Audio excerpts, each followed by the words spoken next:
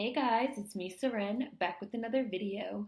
Today is day 26 of Hidden Figures, and today's hidden figure is Yvonne Brathwaite Burke, born October 5th, 1932, who was the first Black American woman elected to the California legislature, the first Black American woman elected to represent California in Congress, and the first Black American woman to serve as chair of the Los Angeles County Supervisors.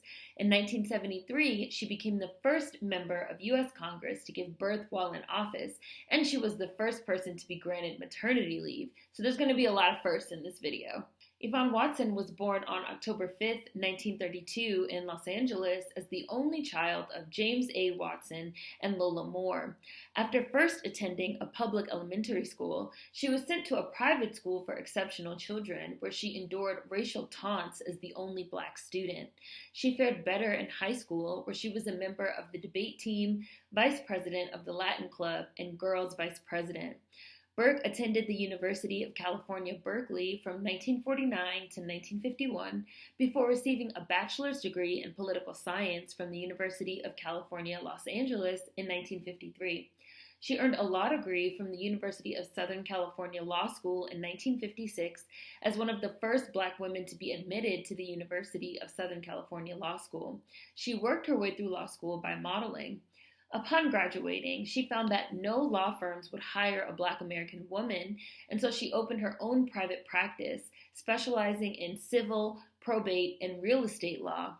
Burke played a key role in organizing the legal defense team for those charged in the Watts Riots of 1965 and was appointed by the governor of California to investigate the societal causes of the unrest.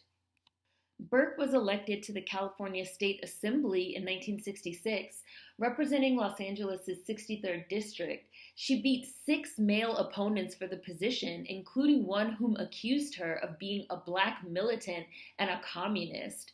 She would serve from 1966 to 1972, with many of her early legislature focusing on prison reform, the poor, childcare, equal opportunities for women, and education. Her efforts also led to the requirement of licensing of nursing homes, to provisions of daycare on college campuses, and to ensure truth in packaging and drug labeling. Just communism stuff. Burke criticized the slow pace at which legislature moved through the assembly, and in 1972, she left in order to serve the U.S. House of Representatives with a seat in California's 37th Congressional District. This made her the first Black American woman elected to represent California in Congress. Burke served as vice chairperson of the 1972 Democratic National Convention and was also the first Black American to hold that position. As the vice chair, she helped to pass revised rules that gave minorities and young voters a greater voice in shaping party policy. During her tenure in Congress, she served on several powerful committees, including the House Select Committee on Assassinations and the House Committee on Appropriations, where she introduced legislation for additional federal funding of community nutrition programs. She also introduced numerous bills for the well-being of women and children, including a bill to prohibit pregnancy-related discrimination in the workplace. Burke made national headlines as a freshman Congress member when she revealed in the spring of 1973 that she was expecting a child.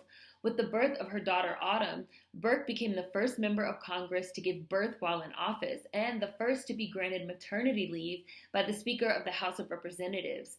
Burke has said of that time in Congress, "At that time, and if you were a woman, everything about you was always open to the press. Your life was like an open book." She did not seek re-election to Congress in 1978, instead running for Attorney General of California, which she lost. In 1979, shortly after leaving Congress, Governor Jerry Brown appointed her to the Board of Regents of the University of California. She resigned from that role later that year when he appointed her to fill a vacancy in the District 4 seat on the Los Angeles County Board of Supervisors. Burke was the first female and first Black American supervisor. Her district, however, was largely made up of affluent conservative white areas, and in 1980 she was defeated in a bid for re-election.